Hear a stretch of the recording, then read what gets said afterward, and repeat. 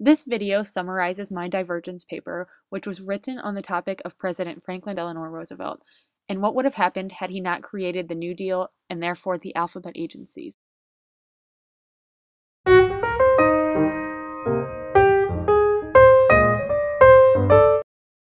We are going to start off by talking about what exactly were the alphabet agencies. These agencies, also known as the New Deal agencies, were created by FDR as part of the New Deal. And what the New Deal was a series of programs enacted in the United States between 1933 and 1938.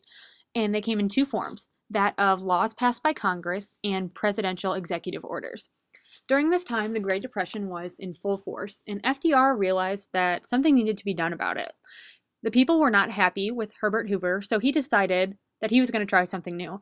And during the first 100 days of office in 1933, he created over 100 agencies to give a shot at combating the Great Depression for himself. This picture shows the two candidates in the presidential election of 1932, Franklin Delano Roosevelt to the left and Herbert Hoover to the right. We are going to backtrack a little bit to the topic of the presidential election of 1932. If the result of this election had been any different, FDR would never have taken office, and therefore the alphabet agencies could never have been created. The two candidates of this election were Franklin D. Roosevelt, who at that time was governor of New York, and Herbert Hoover, who at that time had just gotten done serving his first term of office as president. The electoral votes were 472 to 59, which shows a lot about how other members of the government saw Herbert Hoover. He obviously was a lot more unpopular.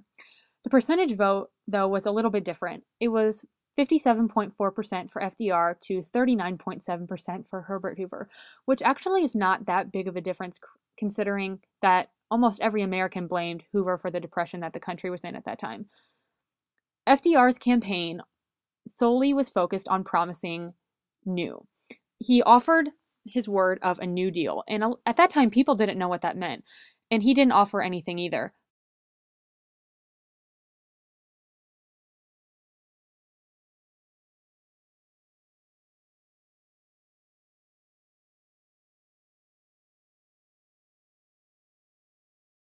This map shows the results of the presidential election of 1932. The blue states represent the states in which FDR won the popular vote, and the red states represent the states in which Herbert Hoover won the popular vote.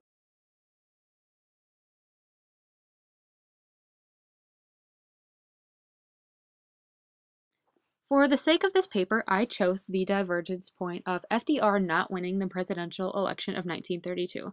And of course, we know this would not happen because, like we saw in the last slide, FDR was way, way more popular than Herbert Hoover, both in electoral votes and also the votes with the people of the United States.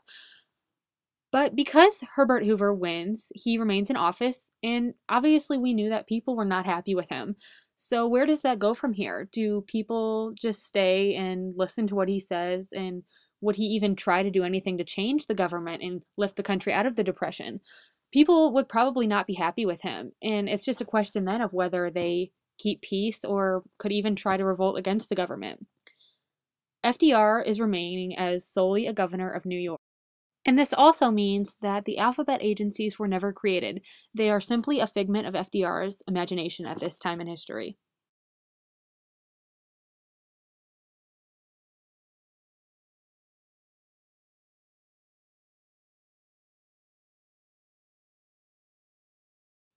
Had FDR not been elected president, and consequently the alphabet agencies had not been created, a lot of things would have immediately changed in the country. First, many of these agencies were used to aid people in finding jobs and keeping their homes. For example, the PWA, or Public Works Administration, could not have been created, which would mean there would have been no change to the number of workers or number of jobs. And consequently, these workers at these jobs would not have had a place to go that would provide them with food and shelter like these camps did.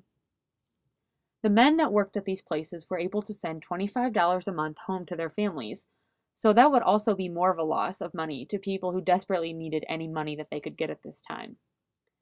Also, the Homeowners Loan Corporation would not have been founded, which would mean that no one would be able to afford homes because loans were way too expensive for anyone at this time to afford. Had the NRA not been created, there would have been no outlawing of child labor, and also no maximum hours set. So there would be the possibility of these things still happening to present day. The final portion of this video includes the long-term effects had there been no creation of the alphabet agencies by Franklin Delano Roosevelt. First of all, children would still be working in factories. Because of this, many of them grow up with many medical issues due to all of the harsh chemicals that they were exposed to during their time in the factories. And families are simply not in a position to be able to pay these bills. Also, many of these children do not receive an education past the grade school level. So the country as a whole is not extremely educated. Without the creation of the SSA, or Social Security Administration, the physically disabled and elderly are left without Social Security.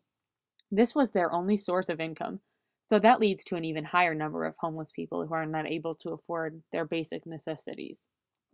The lack of creation of the SEC, or Security Exchange Commission, would prove a major problem, because this was created for the sole purpose of watching the stock market. And if there was nothing to watch the stock market, it would be very vulnerable for another attack, which the country would not be able to handle this time. Also included in the alphabet agencies was the building of dams in the Tennessee River area. Had this not occurred, there would be an extremely high chance of flooding in the area, and the people at this time could not afford to rebuild their houses, because they were barely able to afford them in the first place.